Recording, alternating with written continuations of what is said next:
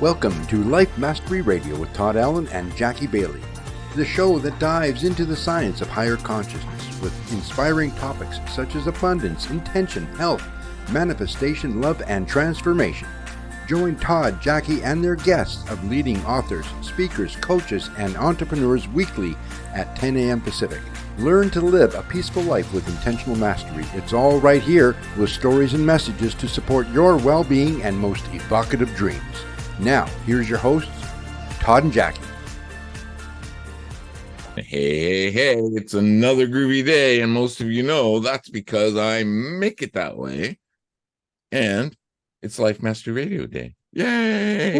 Yay! One day, Jackie and I get together and we bring you some of the most intriguing people that are on the cutting edge of their own becoming. But guess what? They're standing right behind you, getting ready to push you off your own edge by sharing great thoughts and ideas for you to use on your very own life mastery journey and to fly off the edge, of course. And I already mentioned it, but it's a groovy day because I get to hang out with my really good friend, my really cool friend, my really groovy friend. I was going to say, you better put some groovy in there when you're talking about me. Hey, everybody. Jackie, welcome to Life how are you, my friend? It's another week, and we have another cool guest and another cool show. We do. What can I say? You know, I think the most valuable part of this show is the diversity of ideas that come with our guests, right? I mean, we've talked to logical financial planner type of people and, you know, how to develop businesses around the world, to people who astral travel and can, you know, release demons from, you know, from people's bodies and souls and things like that. And it's all so interesting and everything in between, you know. for me, it's even more interesting because, you know, over my time of exploration and I've been exposed to some of that, and I know that you haven't. And so it's really cool for me to watch you grow and just craft concepts and ideas. And it's like, wow. Yeah. It's like crack the mind, open it up, fill it with more stuff. Absolutely. I mean, we're going on, what, 5 or 6 years now that we've been doing this. And yeah, I second that. I've grown a lot. Just like I said, opening of mind. You don't know how much it warms my heart to see it. Yeah. And, you know, because when we first started, I asked you, because I come from a little bit more of a religious sort of background, and you were on the woo-woo.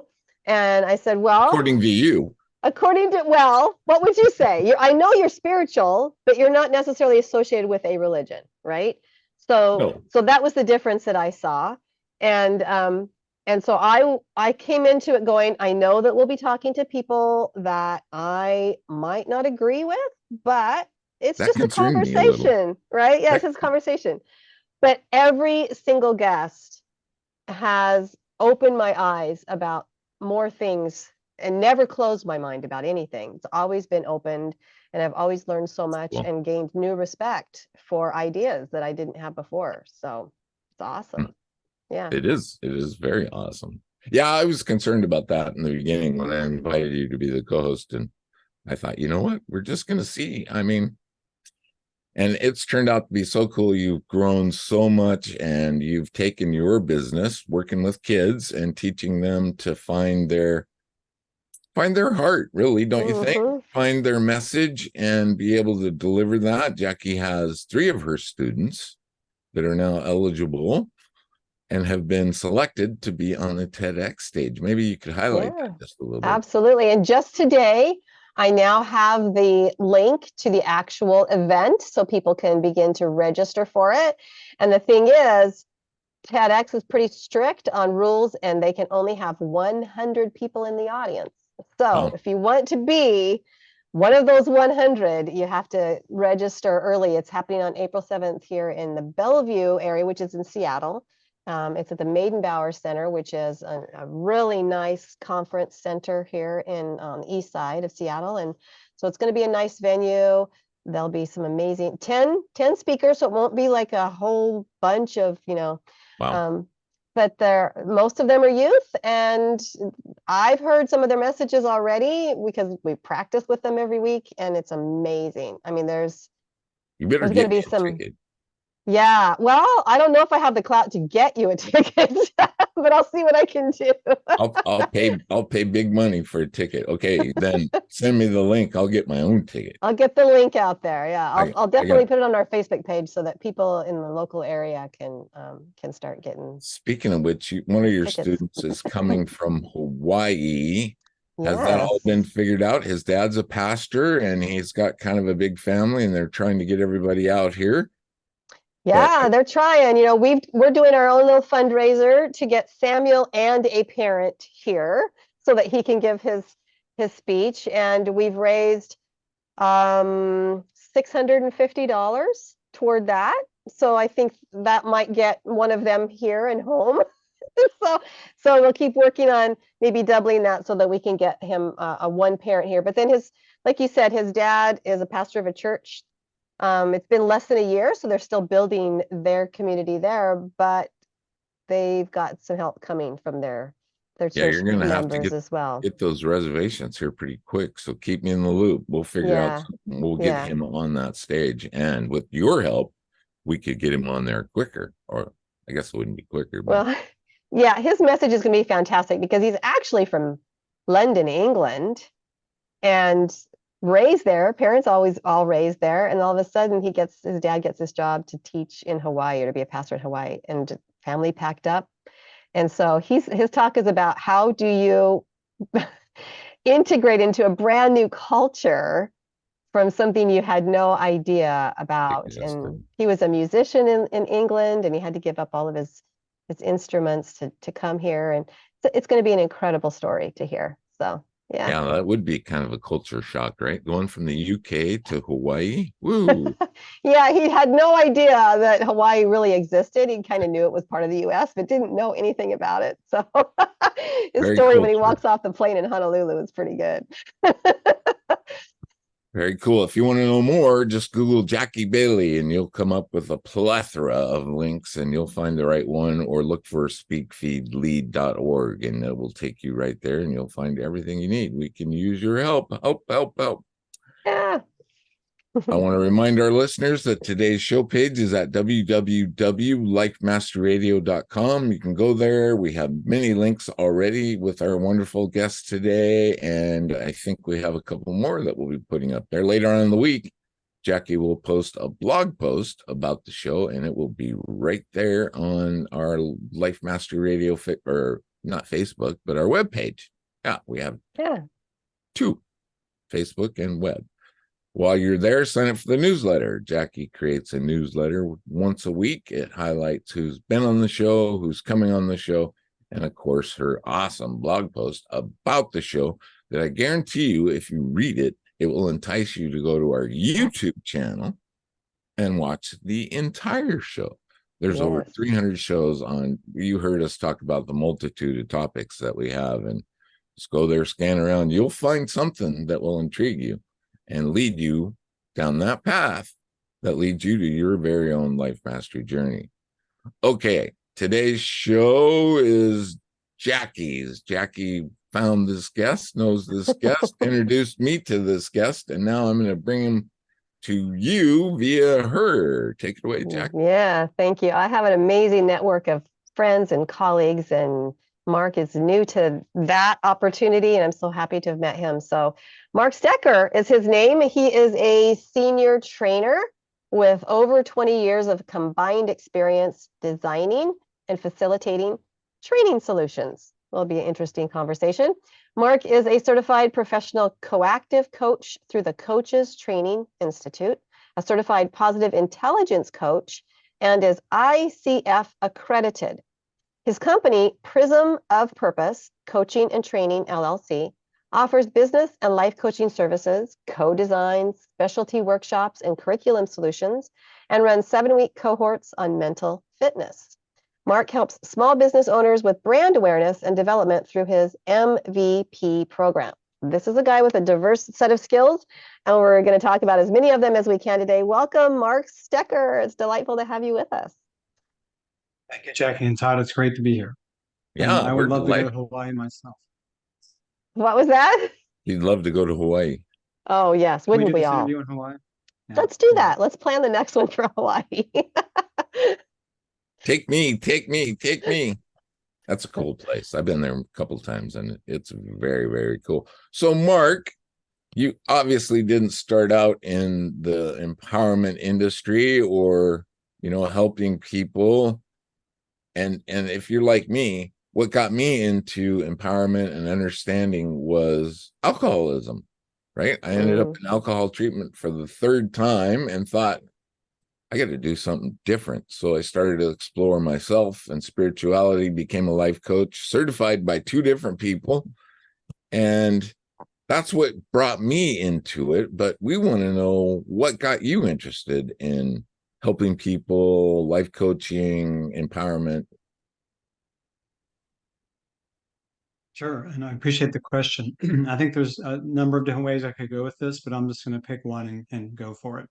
Um, I would just say that I started out doing graphic design, and then I started doing freelance writing.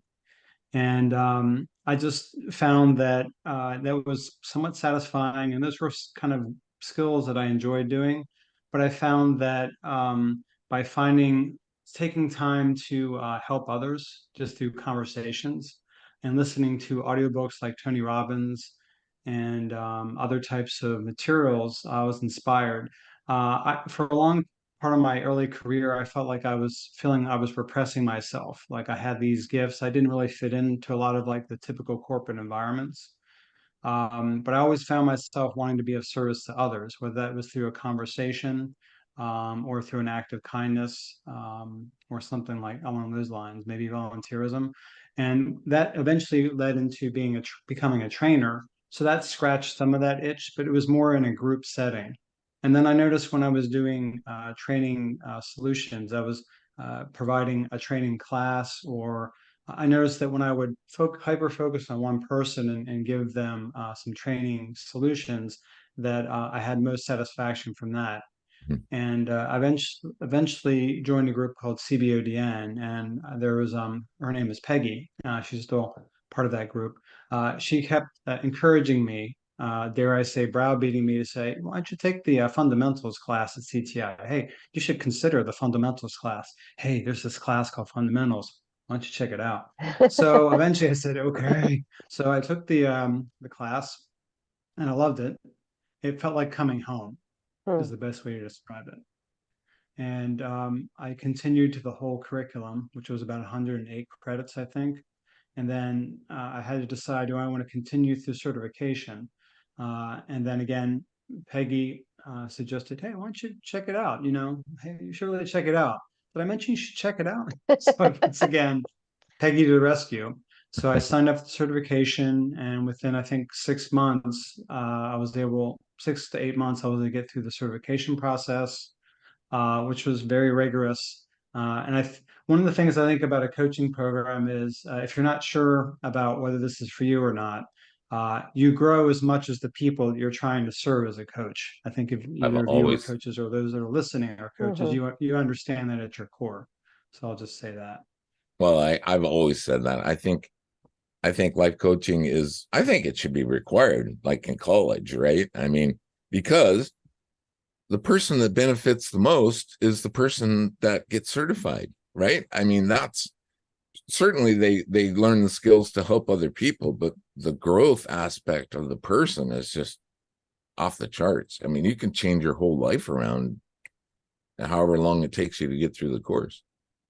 What was it about the program, Mark, that you felt so aligned to? Because you mentioned that you didn't feel like you fit in other things that you'd been working on. So, what was it about that that made you feel at home? I think that the CTI group, they created a container that allowed me to kind of feel open and vulnerable to share some things about, my why I want to do this, why I want to do anything in life. And that came out through breakout room discussions, group discussions. I'm an INFP, if for those of you who knows Myers-Briggs, so I'm naturally an introvert. But I found that it was a great place, at least virtually, since the program was virtual during COVID, to kind of exercise that muscle of showing up. So the value I got from that is giving me a safe container to show up and connect with a community that was meaningful. Hmm. And you hadn't had that before, even though you'd worked at a couple of places, you didn't feel that same community? Well, I worked for a company, Lockheed Martin, and I got that to a certain degree from a creative side, but from a soul side, a Hmm. fulfillment side, an emotional side, that came out even more great to a greater degree in this experience at CTI. So, That's good. That's good to know. Because I do think we need to, like you said, be someplace where we can share our vulnerabilities in a safe place. And I would imagine that a lot of corporate settings don't really offer that. And so I'm glad that worked out for you. So how did you start to then incorporate that as a business for you? after I finished the CTI program, I just started coaching a little bit here and there. And then I decided to go for the other certifications through the ICF and then positive intelligence. And through the practice of doing that, that allowed me to get the confidence to start coaching people, doing coach swaps, and eventually, paid engagements. I still do pro bono and coach swaps because in between the regular coaching, that helps keep my skills sharp. Right. But I found that through that process, that gave me the confidence, experience, wisdom to not be the ultimate expert on the human condition, but at least know enough to offer value in a one-on-one or group setting. Hmm. So you've kind of, you have some really cool topics. I know you're into many things. You use references to D&D. I heard some other podcasts. That's kind of cool. And you really shine around purpose. And then you have a project, or you have a mode, the 7 something. Did I? 7 Yeah, dysfunctions. 7 Of, dysfunctions. Sorry about that. So yeah, pick one. What do we want to talk about today? Do we want to talk maybe highlight some of your thoughts and ideas about purpose? Because Mark, I get people come up to me all the time that, in talking to them, and they don't even know what their purpose is, or they'll say, I don't know what my purpose is. How do I find it? What do I do? Yeah, I think there's a couple different doorways into discovering what that is through coaching, through self-reflection, journaling, through taking a risk. Like to do this, I'm part of a mastermind group right now, actually, and that was a time and a financial calculated risk. But I feel in the end, it's going to be worth it. I'm about 9 months into it. I believe that if you're a coach, you need to be able to be invested in being coached yourself and be part of a community.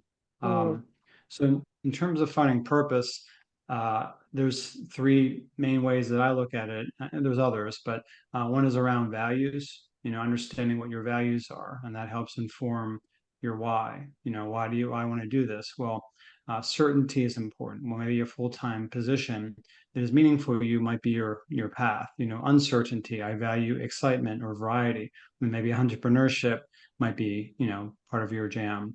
Um, Also perspective, that's another way. Maybe you haven't looked at things a certain way, and you're stuck in a certain perspective, and through coaching or conversations, reflection, then that's another path towards kind of getting to your why or your purpose.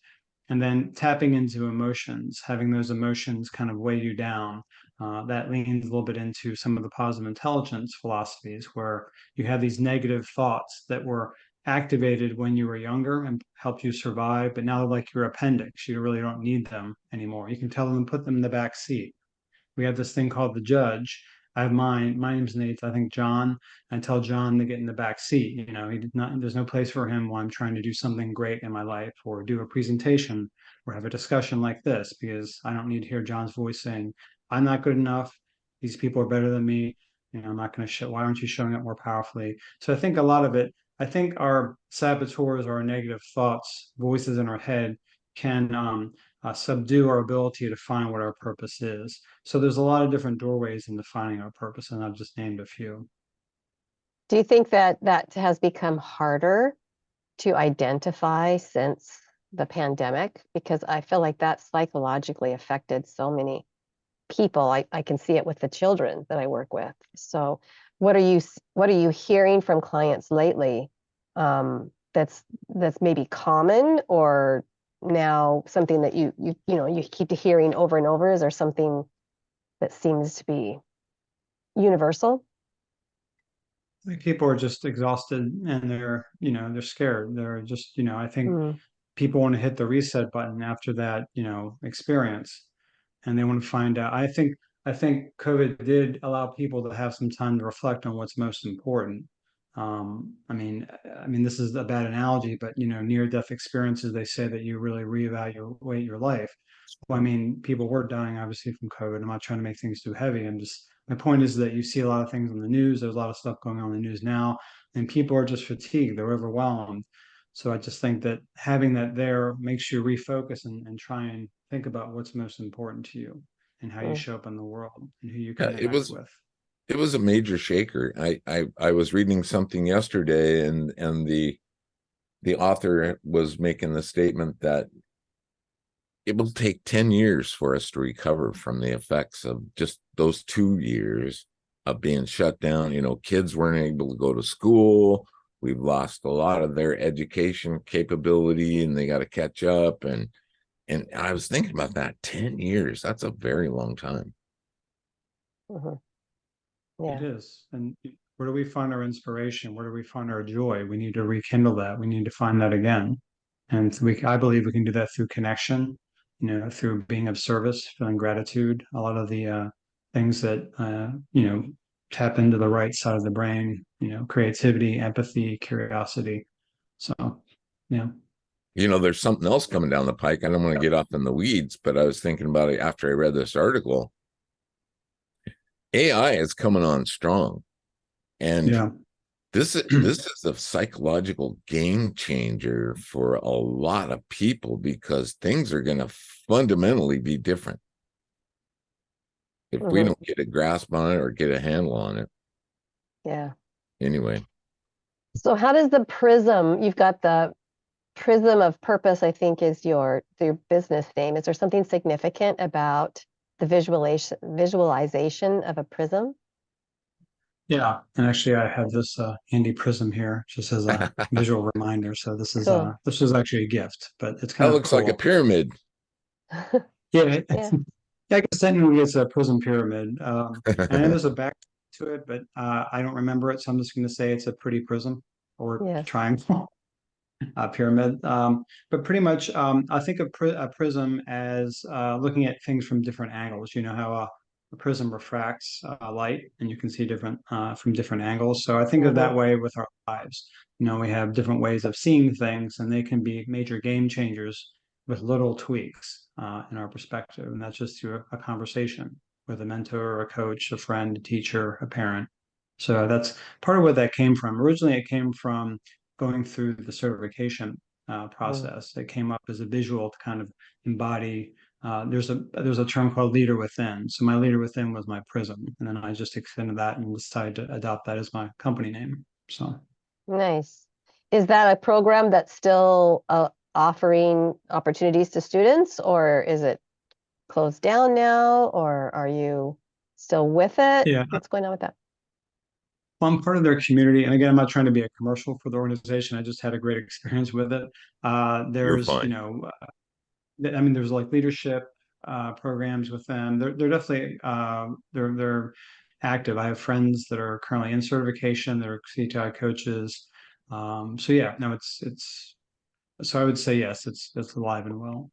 So, and say the name of it again in case anyone's interested. It's the Coactive Training Institute's coaching program. They have Cool. a curriculum, and they have a certification program, and they also have a leadership program, and they may Okay, have more, but that's what I'm aware of. nice. It Any must be a nice anything community. um Go anything ahead. else come to your mind about purpose and what you would tell people, or what you help coach people in that direction? I think having some sort of vision board experience. I love mind mapping, for example, because I think that brings together the left and right side of the brains. If you're not familiar with that, you might have a square and then put something like one topic like family, and then you draw lines from it like spokes on a wheel, and then you might say, recreation time, or family meetings, and then from there you do more spikes. So it's almost like a spider web of ideas, and it's like a great brainstorming tool to help you kind of vision out what your goals are for your family. And I think when people think of purpose, they might think of their work. I think of coaching as like my calling, Mm. because it's something that has made a big impact on my life and Um, continues, I think, into others. And it's a ripple effect. Years down the road, like a teacher, like your favorite teacher in elementary school, you might hear of something that you had an impact and you had no idea. Maybe something you posted on Facebook, etc. But anyway, purpose, I think, is something that comes from a variety of different resources: journaling, vision boards, conversations. that's the question that just popped into my mind. You talked about change, and so how have you benefited, I guess, is where I want to go. What have you noticed in yourself that has changed since you become certified? Not a whole lot of, I mean, you don't have to go into a lengthy explanation. What's one of the biggest things that you notice in your life that you're different? Um, this may sound cliche, but I found myself. Mhm. Mm. I found, Good answer. my power, my intention, what's most important to me. I think that not enough saboteur was strong. That voice was very strong. It yelled for a long time. And to quiet that voice, you can't really put a price on that. Mm-hmm. Did you grow up with siblings, Mark? And did you have parents that were coaches or anything like that? I mean, what did your parents do? I have one sister. Her name's Karen, and she's more of the extrovert. Um, Mm. and so yeah, so I think that we had a great dynamic. We didn't always get along growing up, but over time we became closer. My father passed away about a year and a half ago. I think Mm. that definitely brought us closer. So yeah, so my mother is alive currently, and we all live around the Baltimore area. My sister's married, and we all kind of get together, and they have a dog, and we have a cat. I have a son, 14-year-old son, Eric. So he's a big Mm. inspiration for a lot of me going through some of these programs, as I want to be better, to show up better for him as a parent. Right. And so Very did cool. your parents, when your father was alive and when you were going through this, were they supportive of what you were doing? Because like, a lot of parents, they've got you through, you said graphic design, and I can't remember the other thing they said you were doing, which has very specific ends related to it, right? Or outcomes, I should say. Then you go into coaching, and sometimes it's hard for people to understand, well, what's that going to do? What are the outcomes you're going to be offering people? So were your parents supportive of this? Um, or was it something that your parents felt like this isn't going to be helpful? Well, I think that generally they were supportive. I think they just saw me go into my room and close the door and have a all day session with CTI, and they'll be like wondering, well, how was that, Mark? Yeah, But they really didn't have a good idea of what coaching was. But I think eventually right. they did, because I got to use my mother as a guinea pig during one of my awards. Well, that's what parents So are for. You got to That's right. practice on them. yeah. And practice on them. So can you give us an example then of what one of your clients has been able to do or overcome or achieve by working with you?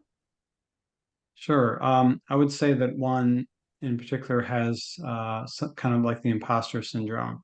And through some coaching, through some visioning, through some brainstorming, and I like part of my coaching practice, I like to send books. That's one of my favorite things to do. So books on leadership, self-acceptance, nonviolent communication.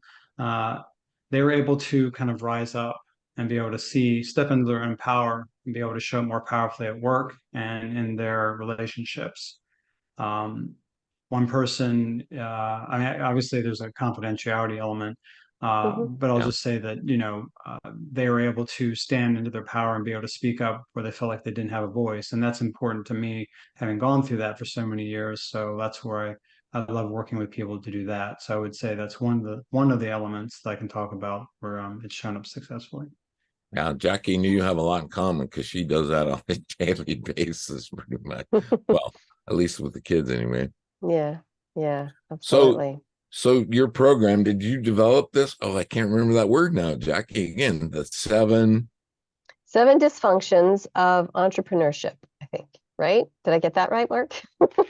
Yeah, you got it. Yeah. No, I was just kind of thinking about it the other day, kind of milling around about it, had discussions about it. And I have 7 things that show up for me on a regular basis, and I've found ways to try and address that. I'm happy to just run through them quickly if you want, or mention one, whatever works best. Yeah, Talk let's about the just, ones that are important to you, and then yeah, we yeah. definitely want to talk about entrepreneurship too. So maybe roll that into all of it. Well, sure. I would say that one of them is overthinking things versus doing things and iterating quicker. But I think we can get stuck in our head. I mean, Oh I've yeah. heard the phrase, if you get stuck in your head, you're dead. I think that's a little dramatic, but I'm an ideator, so it's easier for me to think quickly and think of different. I could go to very many different directions with that, but I think I've gotten better with structure and a time limit. So if you're someone who wants to iterate quickly, maybe consider allowing your set of time or a deadline to iterate and then go. One of my coach mentors had mentioned you need to go before you know. So I think we spend too much time leading into number 2, which is perfectionism, and not just putting it out there and iterating it. Because Apple put out the iPhone, it wasn't perfect. It kind of stunk to a certain degree. I mean, some people may disagree, but they put it out there. And next thing you know, they were able to sell it, and where they are now. So Something that comes to my mind really quick is I was truly amazed when I had the understanding, I guess, that I could choose my thoughts, right? Before, just like you were talking about, the rambling thoughts, right? The just like throwing a super ball into a closet and closing the door, just the thoughts would just randomly go, right? And then I came to that understanding through exploration of myself that I could stop that, right, Mark? I mean, I could redirect that and not let that take over my life. That was a revelation for me. Mhm. I'm just curious, was there a certain technique that you found most effective in doing that? That was so long ago. I can just remember. I remember where I was when I realized that I was walking across a crosswalk on a busy street, and my head was just, I mean, it was just all kinds of thoughts and ideas. And I just all of a sudden perked up and I stopped it. What, what, what did I understand? What did I learn that helped me with that? I think it was all of the studying I was doing on spirituality and, new thought, and some of the mentors that I had that I was following. And it just all of a sudden came to a point where I clicked. So to answer your question, no, I don't remember exactly what it was, but I think it was just a combination of everything, and especially the exploration of what made me tick, right? What made me work? What made me tick? What interested me? What was my purpose? So on and so forth.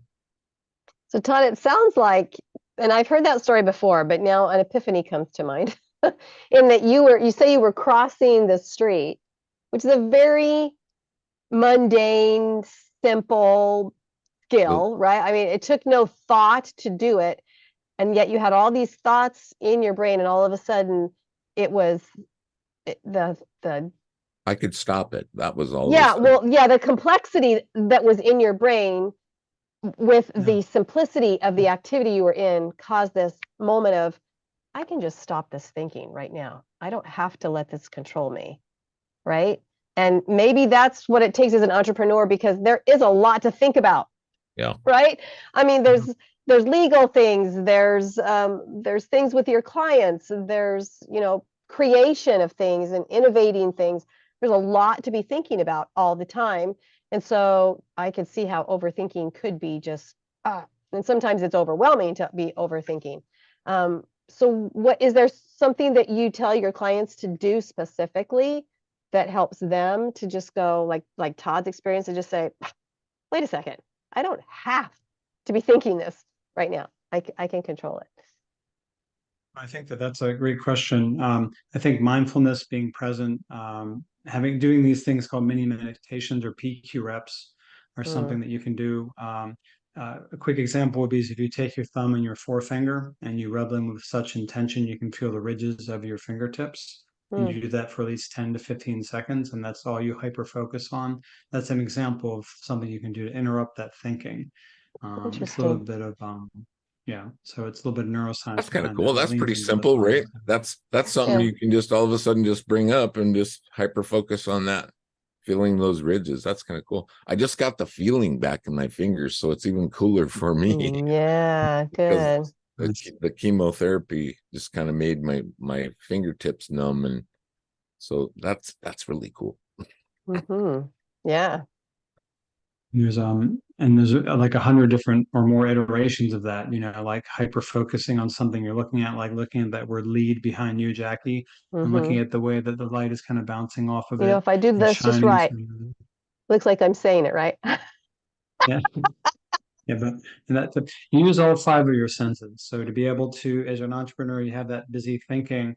Yeah, use one of your 5 senses. If you go for a walk during a break after a busy 5 meetings in a row, really feel the weight of your feet on the ground.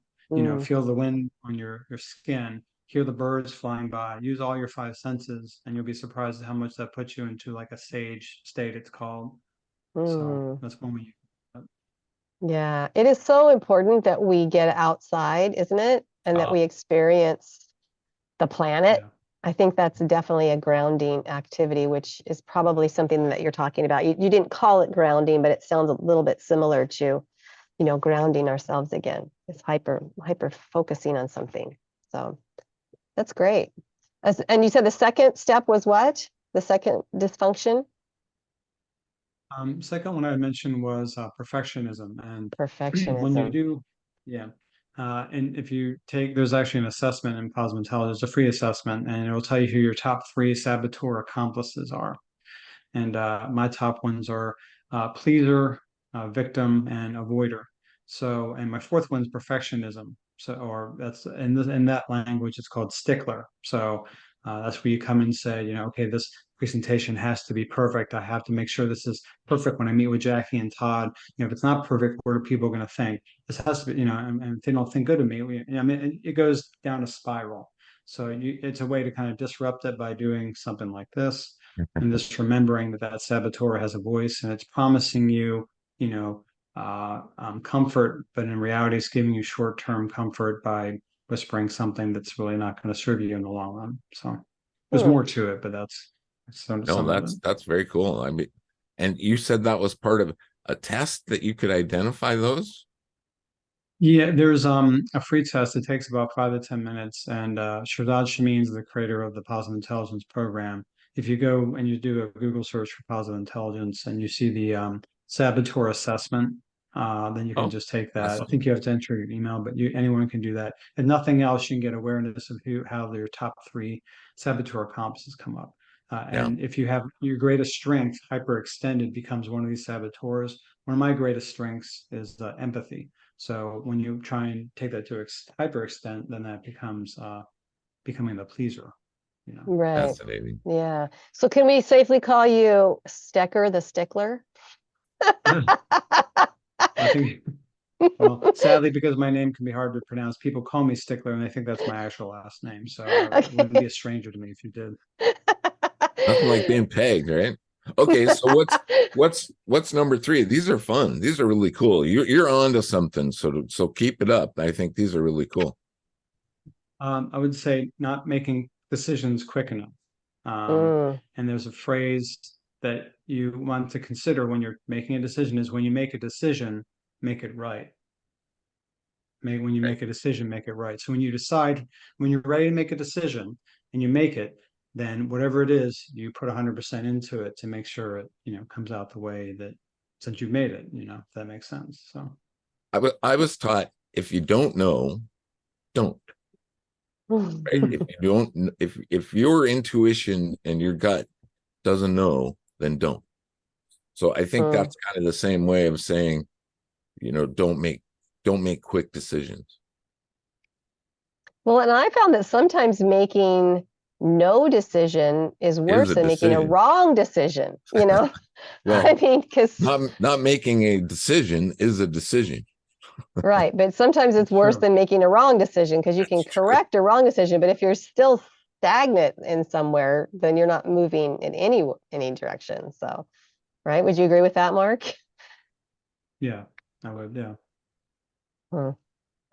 And again, Okay. so there's a lot of decisions that need to be made by entrepreneurs. So I think what you're saying then is it's okay to consider options when making decisions, but once you've made a decision, and you should make a decision, then you're all in, 100%. You're going to make it work, right?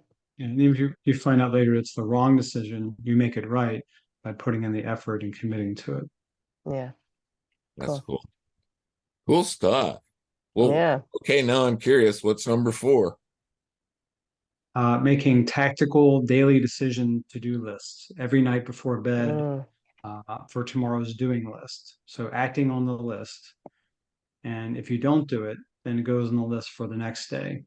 And it goes away after 3 days because then if it doesn't happen, it's not that important, is it? Not that important.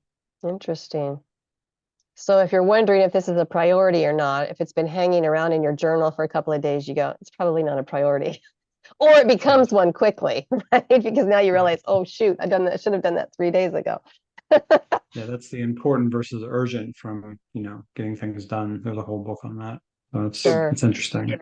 So what are your thoughts about prioritizing that list? Do you create the list with your priorities at the top, or is the list just a list? So I use a program called Infinity. And the Infinity is like a CRM, customer relations management system. I think that's what the acronym stands for, but it's also a task manager. And I have tasks organized by upcoming, which is things to do within the month, to do, which is within the week, ongoing, so they could be within that week or month. And then I have urgent tasks that need to be done that same day. And that's how I prioritize. And that prioritization list, I try and aim for 2 to 3 different tasks that should be done that same day. So. Wow, is that on your phone? There is an app for the phone for that for Infinity. Wow, that's kind of Yes. cool. Hmm. That's a way to I stay also, organized. yeah. So I didn't mean to cut you off. No. Very cool. So Yeah. there's an app for that. So There's an app for that. no more handwriting the lists out. There's an app that you just type it in, and then you can even prioritize it even more. That's kind of cool. Okay, we're ready for number 5. May I mention one other thing Sure. about organization, which I think is the point. I've recently reorganized my Google calendars so that they're color coded. So emails in the morning, business development in the early morning, networking halfway through, and then client calls in the afternoon. And then the tasks on the task list fit within the color coding of that Google Calendar. It took me a while to get there, but I'm finding that system's working pretty well, especially someone who's an ideator and tends to be a little bit ADHD. So I think having a structure and learning when and how to break it can be important as an entrepreneur. Right. So. Yeah, I just discovered that. It wasn't too long ago that you can put different color codes on stuff on the Google. It's kind of cool. It's another cool way to stay organized. That's for sure. So does that mean, Mark, that you're blocking out certain times of your day for very specific tasks? Yeah. And then it's the same every day? Yes, and actually recently had a conversation about this with a member of our mastermind team. So yeah, blocks of time that are throughout the day and they're repeating. However, if there's a meeting that comes up, that still gets placed on the calendar, like 1 to 5. If that's meetings, then 2 to 3 is a meeting. You don't delete the meetings. It just kind of just shows when there's a specific type of meeting within that block of time In for that block. client meetings. Yeah. So Yeah. anyway, so Kind of cool. Because I do find as an Again- entrepreneur that I can have a calendar scheduled and set up, but then there's always changes, right? Something comes Yeah. up and, a client's going to be on a summit and I want to be able to support them. So now I got to attend that summit, not gotta, but now there's this opportunity to attend this and it's in my schedule a certain part of day. And I do need to get more organized for certain. It's dynamic. I mean, life is Yeah. dynamic, and so Yeah. you got to set that system up. That's really cool that you can use the Google Calendar to do that, and just set it up to where it has the capability of letting you be dynamic, right? Because you Yeah. can go in and put stuff over the top of a block that is pertinent to that block, but yet it's specific that something that you need to attend or do. Well, so I can see the organizational value of that, Mark, but is there something else that's valuable about making that list the day before you go to bed at night, to making that list? Is there something emotional or mental that's a benefit to us as well I as think that the organization itself? I think that kind of leans into the purpose talk because it feeds into your greater purpose. I think it also, yeah, it's like you mentally, emotionally, you're kind of setting yourself up for success. You're not scrambling the next day. I found that to be the case when I've done that. So it's just some of the benefits of that. So Cool. emotionally, mentally, logistically, spiritually, even I think it pays dividends. So I think too, Mark, and tell me if I'm going down the wrong path, but I think if you do it ahead of time, like Jackie was saying the night before, or you take, maybe that could be a block of your time on the previous days to figure out the next day's organization, right? But that also allows your subconscious time to key that into who you are and to problem solve about some of the things that you might encounter with that particular slot or meeting that particular client.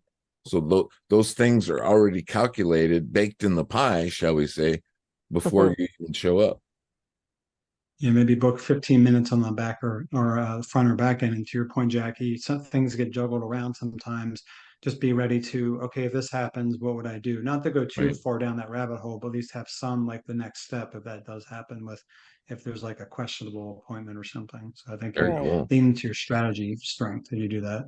I also do, to your question, mental, emotional fitness. I think, well, every morning I have a gratitude practice. So I think of 5 things I appreciate from people or experiences from the day before. Um, I then have this thing I do where I appreciate things like the people I've met, the fitness I'm trying to achieve, the financials, the relationships I have. And then I do this kind of silly, geeky thing, but I'm just going to do it anyway for emphasis and because it's important. I think of 3 things I appreciate about myself and I pat myself on the shoulder. Nothing Say, wrong hey, with great that. job showing up for your son, a great job showing up for your client. And then I think about by 2028, I want to have these things in place. And it kind of sets a foundation mentally, emotionally, spiritually for the rest of the day. And I do that every morning. So that's a good way to charge your day. Yeah, nice. I like Kind that. of cool. Okay, Cool. number 6. I think we haven't Number had 5 6. yet, have we? Have we had 5? No. What was Number 5? 5. Oh, No, you're right. Number 5 now. Okay. Only doing what's fun. Mm. um, Wait, what? Do entrepreneurs so get to have fun? entrepreneurs actually you're allowed to give yourself some time. Yeah, you Wow. get to have fun. Who Yeah, knew? yeah. So I have the saying up here that projects should be easy, lucrative, and fun. I'm not everybody always agrees with that. Mm. Um, but only doing what's fun. You might say I'm a speaker. I don't want to do any marketing. I just want to be the speaker. I don't want to do the drudgery work, especially in the beginning. You want to hire people to do the stuff like the marketing and showing up on social media and the admins and the bills and all that stuff. You're a solopreneur. So, no one wants to do that one or very little does. So maybe make it a bit of a game and give yourself like some rewards along the way when you complete a task, like a small reward, like a chocolate or a walk or extra time with your son or with your pet or whatever. So I think there's a book called Atomic Habits. Hmm. And that's one way to kind of organize your time. And that speaks to what we were talking about before, but there's a variety of resources to help you focus on and have balance. I think once you're committed to this, then you show up more powerfully and you are willing to do the work to get it done because you know what the outcome is. And if it's important enough, you'll find a way. If it's not there, you'll make one. yeah. Yeah. It's called being Mm. regimented. Yeah. Okay, now number 6. We only have about 8 minutes left, so we want to make Okay. sure we get all these 7. Not talking to enough people about what you do. You're a closed or closeted entrepreneur. Mm. No one knows about you. You go to a dinner party and you say, this is what I do for my day job, but let me tell you what I'm really about. you know Mm. um, So create some buzz, about it. Go on social media, do a Facebook Live. I just did one on Valentine's Day. Have an email list, send out newsletters if you feel up for it. If you're a good writer, why not stretch that muscle or just put something on LinkedIn or Instagram? But showing up consistently creates a swirl of energy that people will kind of be sucked into, and they won't just want you as a life coach or as a trainer or whatever. They want to be in your present. They want more of you. They want more of Jackie or Todd or Mark, because they just like being in your energy, because you've created the swirl from all these things you're putting yourself out there to do. So they may not necessarily buy from you, but they're going to be your biggest promoter because they get you. Is that what you're saying? Is that part of what you're saying anyway? Yeah, they might be on the outskirts, attend your free events, attend your talks, watch something like this, but then eventually they might buy from you, or they might recommend, well, I'm not the best spot to do that right now, but Joe or Joan might be interested. Let me you should check out this guy Mark, or this guy Todd, Yeah. or I heard that wisdom recently from one of my coaches who was talking to a network of people, and he said, because a question had been asked about certain ways to promote, whatever. And he said, I don't even promote myself anymore. I let my network do that. And I went, whoa, I want to get there. Awesome.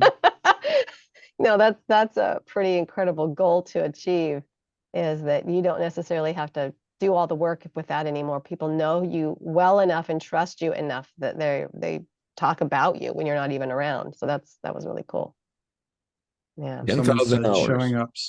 Oh, go ahead. Sorry, Tom. Oh, I was just going to say 10,000 hours. That's kind of the saying behind that. 10,000 hours of your own promotion before people get to start doing it for you. It takes 10,000 hours basically to get that proficient to where the flow is just constantly steady. It's kind of a metaphysical thing. I think that was in a book called The Go-Giver. Anyway. Interesting. I think I've also heard to become a master at something, it takes 10,000 hours too. I think that is I was kind of paraphrasing, but I think that is the actual thing. Nice. Yeah. Okay, Mark, we're down to number 7. Okay, I want to be respectful of your time. So this is the mic drop moment. Okay. The biggest culprit, are you ready? Is that we don't invest in mentorship, guidance, business coaches, and people to guide us. Not investing and literally buying for mentorship. Yeah. That's hard to do. What are your thoughts about an accountability partner? That's kind of the same thing, right? Yeah, and you can do accountability partners. I've had them before, and I think they're great. I think you shouldn't get, someone who, has historically not shown a lot of interest in being accountable. I think you have to, they say that you're like the 5 people you spend the most time with. So you want to be around people, that will help lift for me, you. that's Jackie. Yes, I can tell. Oh, yeah. So I think accountability partners are great. So, yeah, that's really good advice. I think one thing about mentors too that people do incorrectly, if you will, is they think, well, I want a mentor to help me with this, or a coach or something like that. And then they put all the responsibility on that person rather than saying, this is really what I want you to help me with, and not asking, how much time can you give me to do this? Or, I think we fall into the trap of just laying all that responsibility on a mentor or coach, and then we don't really do enough of our own work, which is the problem with an accountability partner too. One of you could be a little more gung-ho than the other. And especially when you're trying to coordinate schedules with an accountability partner, all of those things weigh into that. But the mistake I've seen with mentoring is that the person being mentored does not put enough skin in the game, and expectations are not set up at the beginning to know what each one is going to contribute to that relationship. Right? Yeah, you have to have rules of the game in the very beginning before the game starts. You always got to have rules, so that helps keep that organized. Otherwise, it turns into a free-for-all, right? Yeah, a bullshit session. And it's harder to track outcomes because you're not even sure what you're looking for the outcome to be, right? Yeah, and the accountability partner I had, we did a weekly check-in, and he had this phrase that helped motivate me. He said, "You know that thing about that video that you were going to create? I can't wait until we can stop talking about that. So are you going to have that done this week?" Where's the Nice. video? There's the nudge. Yeah, so it was good. Well, Marc, how Um, do people find you? If they want to work with you and they've seen your genius and your brilliance here today, how do they get a hold of you? Thank you. You can reach me at www.prismofpurpose.com or prismofpurpose@gmail.com. And then I also offer something called the MVP program. Like we mentioned MVP, when I mentioned MVP, that's where I work with entrepreneurs and business owners and like creating a coaching program. I love working with video, so I help create movie trailers for business owners as part of that, and other videos to help you show your true power or step into your power in the world. So that's a newer program I'm offering, along with the Pros Intelligence Cohort program. So it's a 7-week program and individual Excellent. coaching. So Very cool. Yeah. Well, Marc, thank you so much for showing up as you, and I hope you'll come back when the book is finished about the 7. Oh, I can't remember. The 7 dysfunctions of The 7 entrepreneurship. dysfunctions. When the book is finished, I think that would make an awesome book. You think so? Absolutely. yes, thank you. That's a great suggestion, actually. I might have to jump on that. Yeah. Get that book. That's about all we have time for today. Jackie, any last minute thoughts? Just thank you, Marc, for being here and sharing all these ideas. Todd and I are entrepreneurs, and most of our listeners are as well. So you've given us lots to think about today. Thank you. Totally. That's why I can't wait for the book, because then I have it documented. Of course, Jackie's probably got it documented, and I'll read about it in this week's blog post. So sign up for that newsletter or go to www.lifemasteryradio.com and read Jackie's blog post about this show. And then you can relive it or rehash it out. And I bet those 7 will. That word has just got me today. Dysfunction. Oh, I'm being okay. I'll remember it this way. I'm being dysfunctional. That's about all we have time for today. I hope you enjoyed the show. Check out our YouTube channel. We have lots of shows up there, and stay tuned. We'll be back next week with another really cool guest. Lastly, please make it a great day, because it is all about choice. Bye-bye for now. Bye. Thank you for tuning in to Life Mastery Radio. Join Todd Allen and Jackie Bailey and their guests of leading authors, speakers, coaches, and entrepreneurs weekly at 10 a.m. Pacific.